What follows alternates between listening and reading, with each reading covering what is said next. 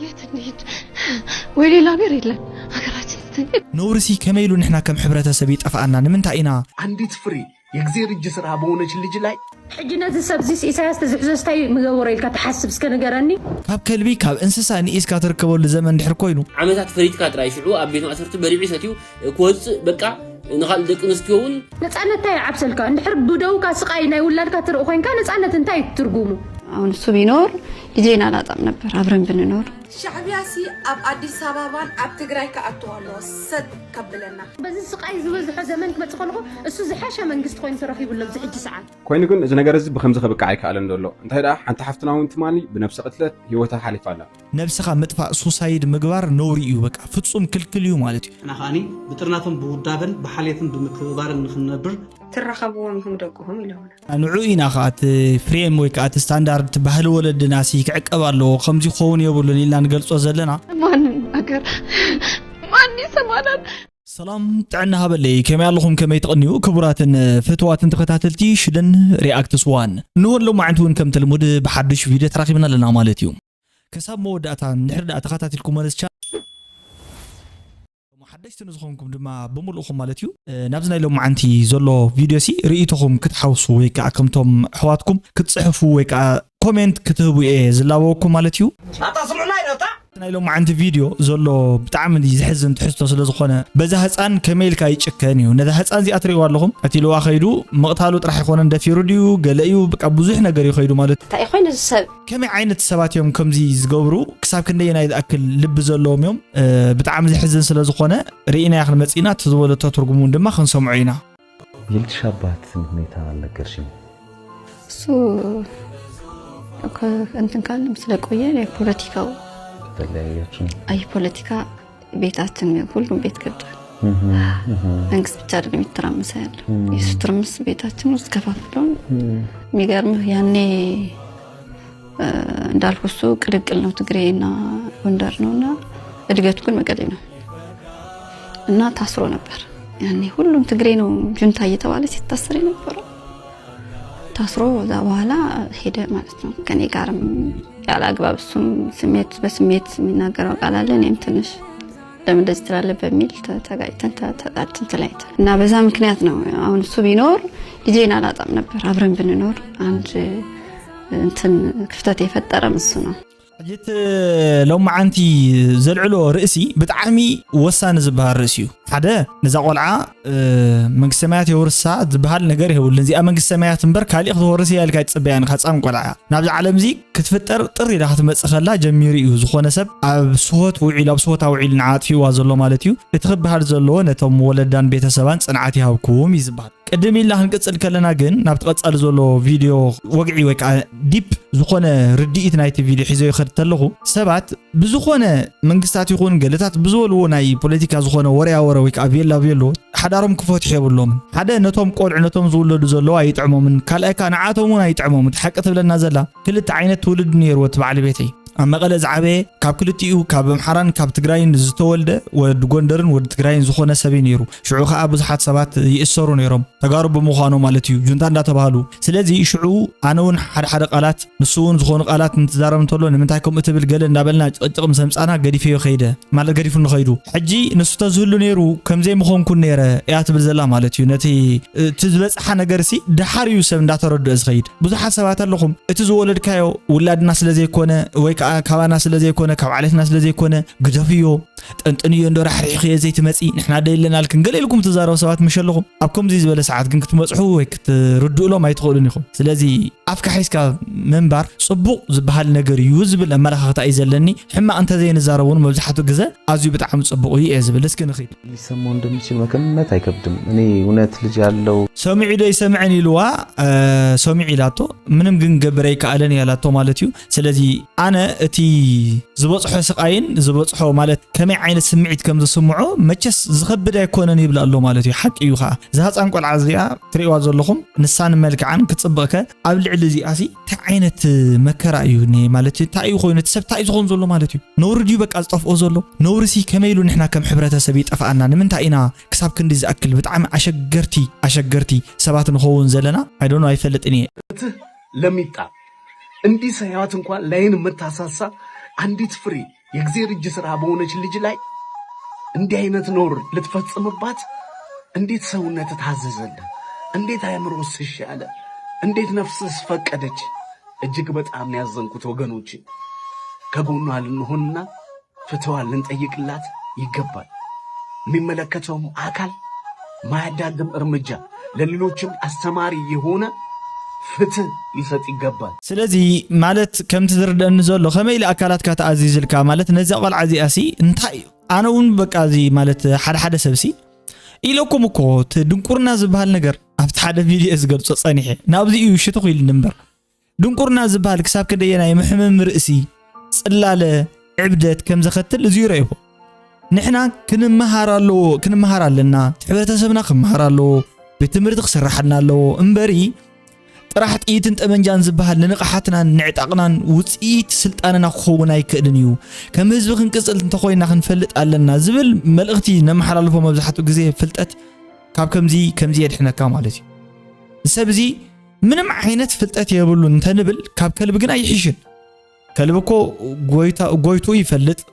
ኣበይ ከም ዝውዕል ምስ ጎይቱ እንታይ ክገብር ከም ዘለዎ መን ዋንኡ ይኮነን እውን ይፈልጥ ናብ መን ክነብሕ ከም ዘለዎ እውን ይፈልጥ እዩ ካብ ከልቢ ካብ እንስሳ ንኢስካ ትርከበሉ ዘመን ድሕር ኮይኑ ብጣዕሚ ኣብ ሓደጋ ከም ዘለና ዝነግር ግዜ እዩ ማለት እዩ ብጣዕሚ እዮም ብዙሓት ሰባት ሓዚኖም ዘለዉ ሕጂ ነዚ ሰብ እዚ ኢሳያስ ተዝሕዘስታይ ምገበሮ ኢልካ ተሓስብ እስከ ነገረኒ ማርያምን ሰሚዕኹም ዲኹም ሕጂ እዮም ዝነግሩና ዘሎ ኣነ ምንም ኣይፈለጥኩን ህፃን ቆልዓ ጓል 10 ገለመለ ዓመት ህፃን ነው 10 ድያ 7 ዓመት ህፃን ሚጣ ብድሕሪታን ብቅድሚታን ደፊሩ ከይብቃ ሕጂ ነዚ ሰብ እዚ ኢሳያስ ተዝሕዘስታይ ምገበሮ ኢልካ ተሓስብ እስከ ነገረኒ ታይ ምገበሮ ብዚኣ ብሙሉኹም ተጋሩልኹም ምሽ ንሓቅነትኩም እስከ ተናገሩ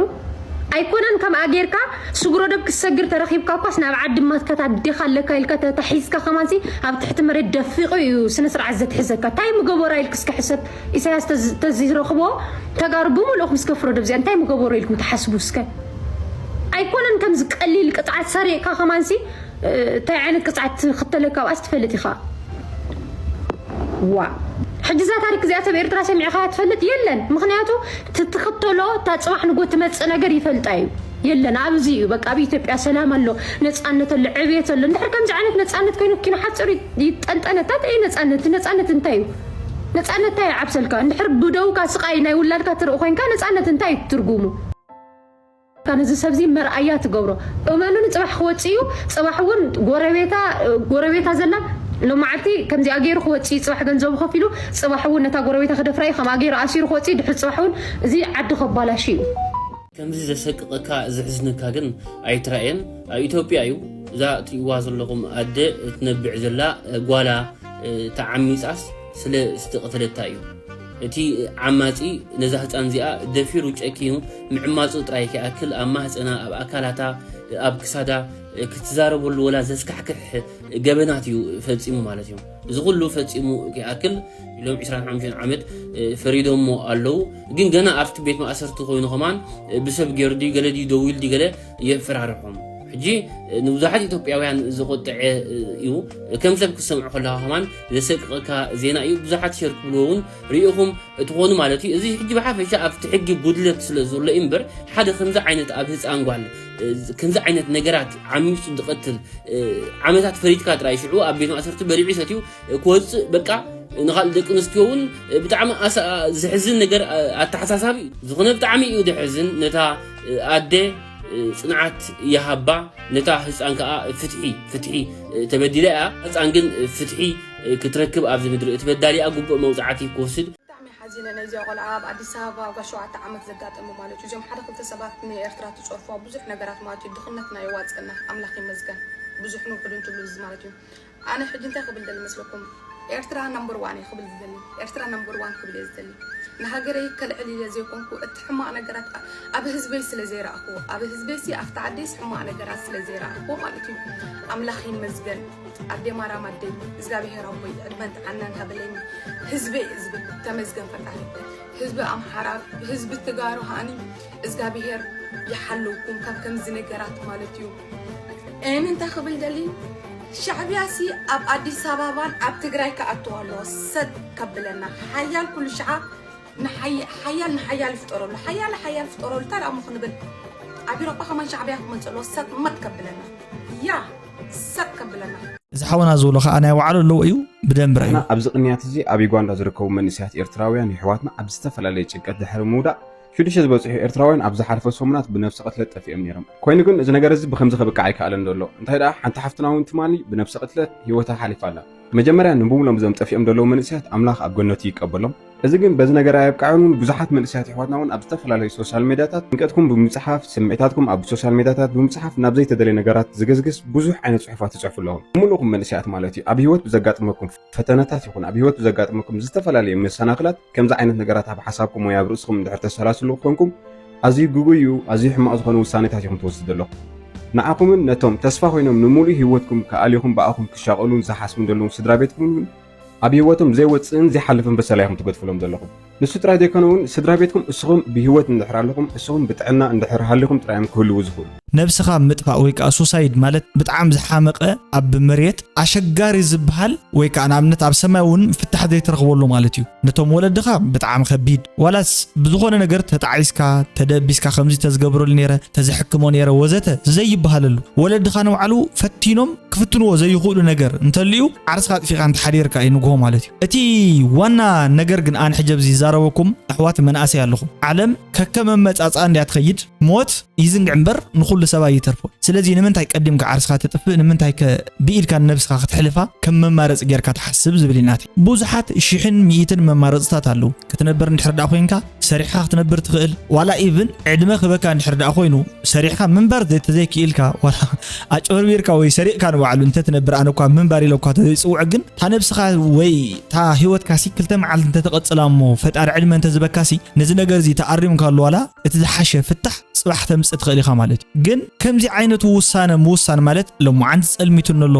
ሂወት ብጣዕሚ ከቢዳትነላ ኣይተሓልፈለይን ኮ ዝኸውን ከምዚ እንዲ ሓሲብ ኣነ መጽኤ ከምዚ ግን ኮይነ ከምዚ ንወፃእኻስ ገለኒ ለእከለ ዝሓሰብኮ እከለውን የለን እከለ ገለ እንዳበልካ ናብ ጸልማትን ደልሃመትን ዝብሉ ሓሳባት እንድሕር ትኸይድ ኮይንካ ምሸት ሰይጣን ከዓ ማለት እዩ ናይ ቅድሚ ሕጂ ዓርሶም ዘጥፍኡ ሰባት ሊስትን ሪፖርትን ሒዝልካ እዩ ዝመጽእ ከም ኤግዛምፕል ገይሩ የረድአካ ማለት እዩ እዚ ትዝኸበደ ዝገብሮ ነቲ ዓለማዊ ኣተሓሳስባና እንድዩ ካብዚ ሕዋት ብጣዕሚ ወይ ከዓ ሓት ክትቁጠቡን ስምዒታዊ ካብ ምዃን ውፅቕ ትብሉ ኣለኩም ሎማዓንቲ ማለት ፈፂማ ፅባሕ ኣይኮነትን ፅባሕሲ ካሊእ መዓልቲ እያ ማለት እዩ ንቐፅል ኣብዚ ሕጂ ሰዓት ነብሱ ከም ዝፀልእን ኣመና ከም ዝጉዳእን ዝገብርኦ ብዝርዝር ከቕርበልኩም ቀዳማይ ነብሲ ወከፍ ኤርትራዊ ኣብዚ ዓዲ እዚ ምስ መፀ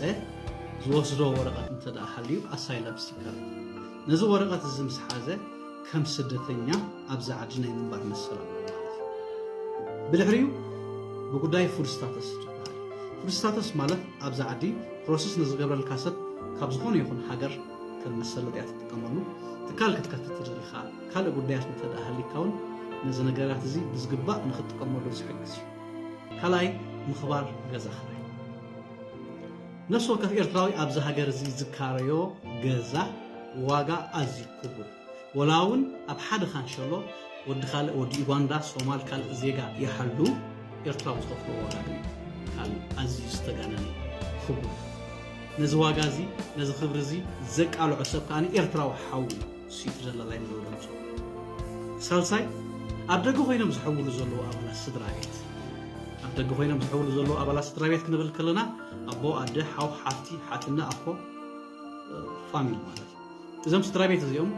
أب سودان نزحوم وي حافتهم زحجزو زلو حاجزات أبي تبي أزغبر لزنبور دقافات مس أب كامبانا زلو ناي محبراو هيوت شغرافن ناي نهارا زغماتن مس كبرتاتن زماداتن زي مخانو زنبعلو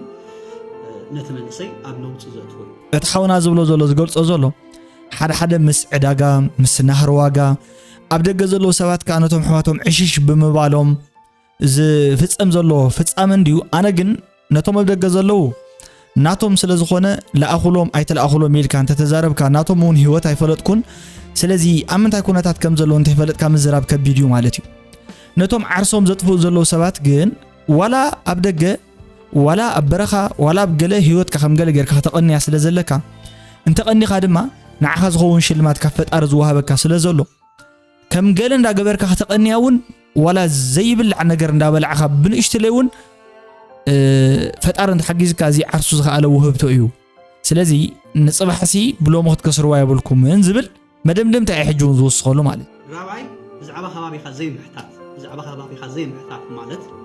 حدث أب كبابيخا مدفو أب كان شو لخان تدهالي كم حوخا كم يوعيلكا كم يحريركا انتي تقبرا لخان مبال صدق خنياتو وزحات سبات أبز حج ساعات من انتي يلو زحات اللهم سبسانو أبشقر زلو سبات بزحات حجي نزلنا قرزي أبقن نتاو نحنا كم سبات كم حواتكا كم زيغاتات كنتم قالوا زيغاتات بطرناته بودابه زنبرو انا خاني بطرناتهم بودابن بحاليتن بمكبارن نخنبر زغل حيلي يحلوا ازين مغبار مبزحتكم سبات حجي اب زيكون هلوسانا اتو سبات ونا لنا اينا كاباي وصيخو مالتيو مالت سبات سي علتاو انجرانا قدم نفسنا محدري ايو قصيلوخا زتفالاليو انا اشتو عبيتي زبهالو نطفتاتن سرحتاتن አለው even مالتيو اندحر دا بتعم كبيد ነገር ኮይኑሲ وا تا مسرتاوي تبهال ነገር ሒስካ ዝስርሑ ናይ ኦንላይን ስራሕቲ ዝተፋላለዩ ቢዝነሳት ወላ ንእሽትለይ ንምንታይ $5 $2 ዘይትኸውን ብመዓልቲ ተኣርያ ጽቡቕ ውጽኢት ጽቡቕ ሸርፍ ተምጸብ ናይ ኣፍሪካ ዓድታት ብዙሓት ስራሕቲ ኣለዉ እዞም ስራሕቲ እዚኣቶም ንዘምህሩ ሰባት ከመይ ጌርኩም ገንዘብ ካበይ ናበይ ክትረክብ ከም ዘለካ ዝነግሩ ሰባት أنا ديو أحوات مالتيو مالت كم تمكرو خونكم سي نحناون كم مخاتكم أحوات قدمي حدا عمت بيلي خون أما نقو تبيان أب منقو تقرأي نابزن برنايكو حد كوينات سي بوزو حساب تشاقيرو ولا محسب سامنا قلت بهال نقرات بمولو سيئنو اللي زنبر مومنتاتن هموتاتن تفوتيري مالتي سلازي كساب حجون دارقات نقرات نسو زي تفتحلو بوزغطصلو الخونتات والي هالو مبر قن إذ كان تزيب كابز مريت زي صباح ፈጣሪ እንደሆነ ነገር ሓጊዙካ ዝኾነት እንጀራይ ተሰአነን ስለ ዝኾነት ብዙኾነ መንገድ ደቢልካ ትወጻእ ኻነ ታጸገም ማለት ስለነታ ጸገም ክንወጻ እንድሕር ዳ ኮይና ክንገብሮ ዝግብኡና ነገራት ኣለዉ ነቀደም ነብስኻ መጥፋእ ሱሳይድ ምግባር ነውሪ እዩ በቃ ፍጹም ክልክል እዩ ማለት እዩ ከመይ ገሩ ሓደ ሰብ ዓርሱ የጥፍ ወላ እታ ከጥፈላ ኢሉ ዝተጸጸተላ ወይ ካስተነስሐላ ሞመንት ሲ ሓንቲ ጽብቕቲ ተስፋ ነገር እንድሕር ዳ ርዩ ንሳ መስኮት ብመስኮት ፀሓይ ብርሃን ተሪኢኻን ዋዕሉ ፀሓይ ብርሃን ዘይርዩ ሰባት ከም ዘለውን ኣብ ሽግር ምህላዎም ሰባት ውን ከስተንትንን ከስተብህልን ይዝግብኦ ማለት እዩ ሰብ ንኸብዱ ጥራይ ይኮነን ዝፍጠር ምሽ ኮን ንኸብዱ ጥራይ ይኮነን ዝነብር ዝብል መልእኽቲ እዩ ዘሎ ማለት እዩ ጅንታይ ዓመት ዝተበና ያ ተረኸብዎም ህንደቁ